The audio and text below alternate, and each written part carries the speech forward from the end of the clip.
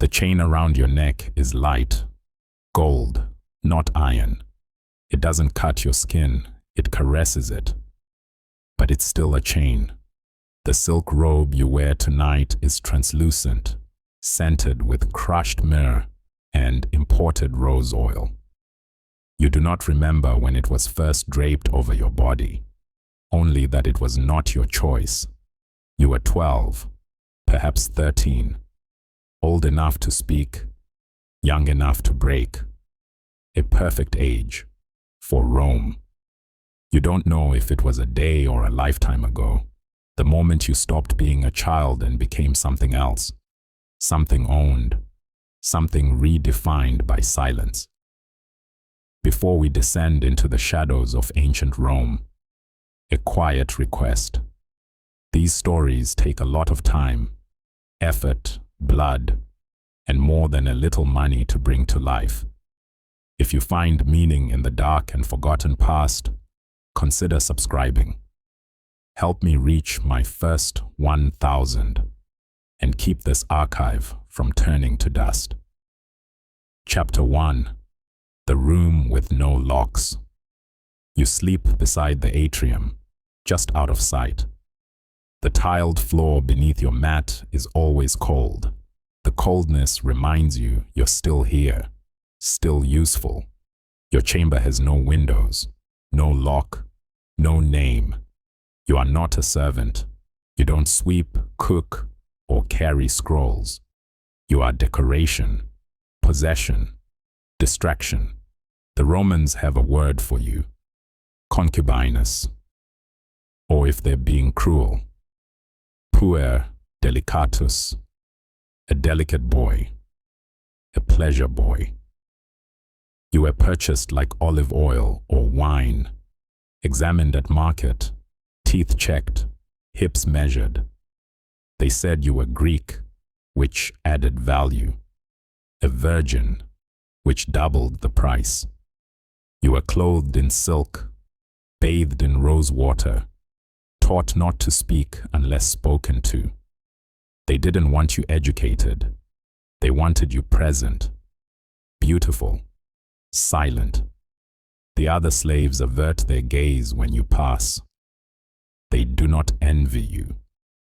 They understand what your silence costs. Some pity you, others avoid you.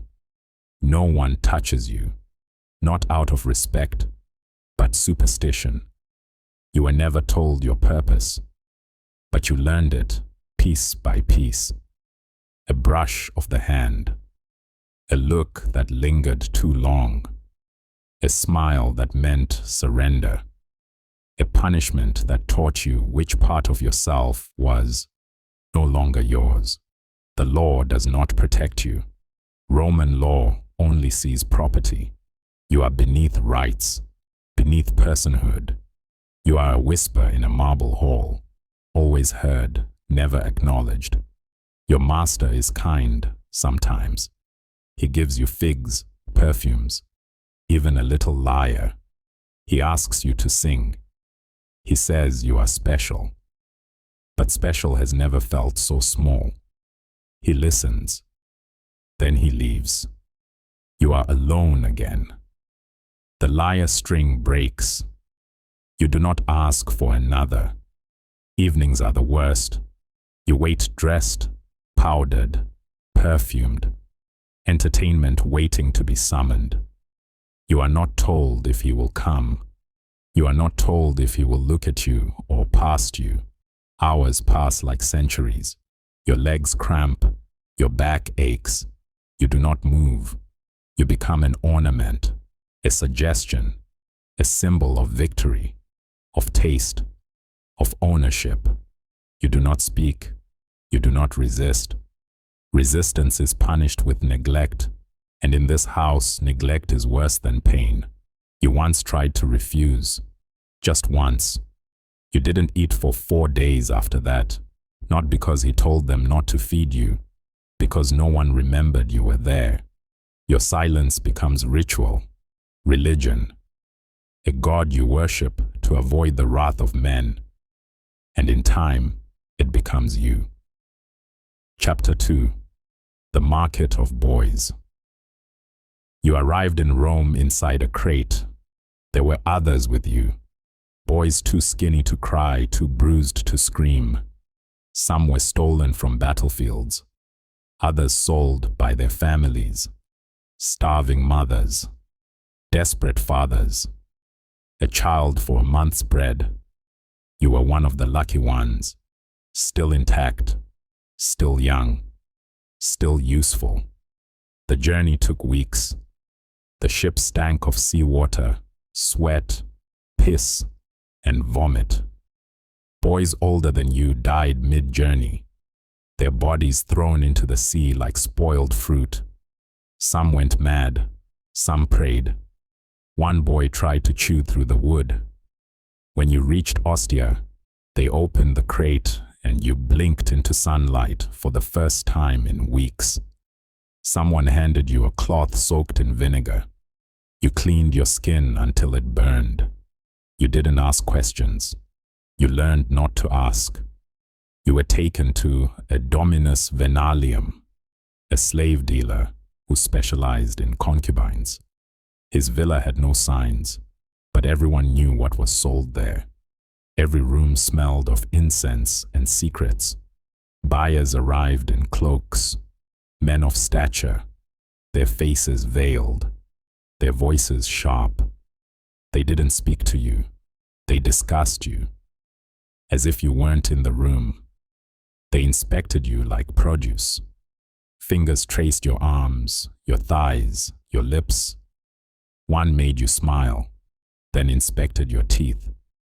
Another ordered you to turn around. You felt their gaze before you saw their eyes. You were oiled, powdered, shaved. Not for your comfort, for their appetite. Your body became a canvas for desire. Not yours, theirs. The dealers kept ledgers, charts, codes, blue ribbon for virgins, red for trained, purple for rare origin, Greek, Egyptian, Syrian. Every color meant something you couldn't control. You overheard a merchant say your price was more than 3 oxen, more than a house in the Sabine Hills. You didn't feel valuable. You felt suspended, like meat not yet spoiled. Some boys cried. Others laughed at nothing. Some went mute for weeks. Some never made a sound again. The market offered no mercy. If you grew ill, you were fed laudanum and sold fast. If you scarred, your price dropped. If you bled, they beat you until you stopped. Transport was worse. Cages. No water for hours. You were made to squat beside others, backs pressed together. If you pissed, it soaked your robe. If you moved, someone else had less space to breathe. One boy didn't wake up.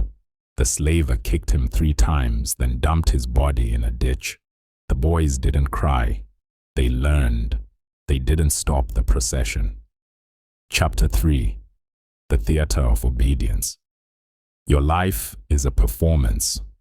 Your breath rehearsed. Your movements choreographed. Even your stillness is studied. Each day begins with a ritual. A bath, a powder, a scented oil, a silence. You are taught to walk, not like a boy, but like a breeze, soft, weightless, forgettable. Your voice must rise like a flute, not stumble like a child's. Your laughter must be precise, small, rehearsed, perfectly timed. Your purpose is to please. Your failure is to exist. Older boys teach you tricks, how to cry without making sound, how to bite your inner cheek to look flushed, how to pretend you love them. Your master has rules. You must smile when he enters. You must not meet his eyes unless permitted. You must speak in whispers. Punishments vary. Sometimes you are starved, sometimes slapped, sometimes ignored for days until you beg to be seen again. Once, you were made to kneel in the atrium for an entire night, nude, while guests passed and laughed. Your knees bled. Your pride bled more. The guests never asked your name, only your age. You begin to forget your name too. You answer to whistles, to claps, to the soft call of boss. Boy. One boy tried to run. They cut his heel tendons and made him serve wine from his knees. Another spoke out of turn. He disappeared. The next day, his robe was worn by a new boy. Same age, same smile, different eyes. The younger concubines watch you with reverence, as if you are strong, as if you chose this. You want to tell them the truth, that you are just further along in your forgetting. The hardest part is pretending to feel joy. They want you to act like you love it, not just obey. Desire. Desire your master, your prison, your performance. And some nights, you wonder if you do, because it's easier than remembering who you were. Chapter 4. The Garden of Domitian.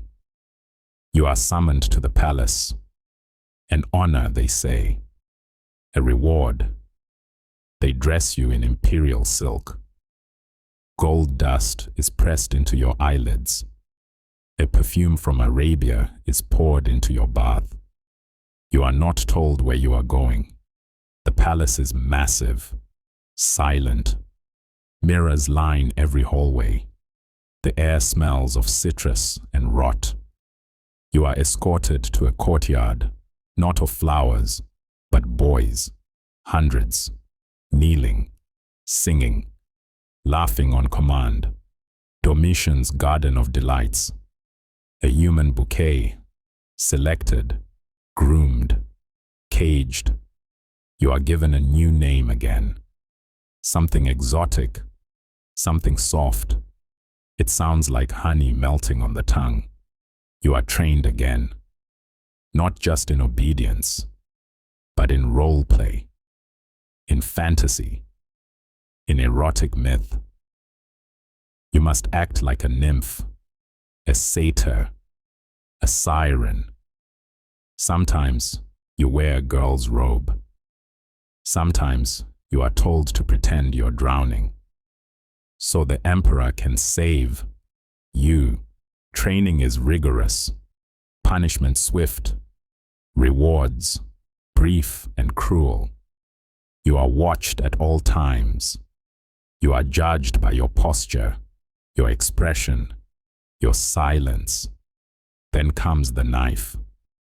They do not explain, but you understand. You will never grow into a man. The castration is clinical, but not painless. You scream only once, then never again. They feed you honey and milk to recover, then perfume your skin, then send you back to the garden. There you dance beside dignitaries, kiss the feet of generals, serve wine with a smile drawn in pain. One day you pass a mirror and do not recognize the creature staring back. You wonder if there is a soul behind the powder. Chapter 5. The Things That Remain. Time bleeds. Your beauty fades. Slowly. Relentlessly. Your eyes lose their light. Your skin loses its glow. New boys arrive. You help them adjust. Warn them with silences, not words. You are moved to smaller quarters.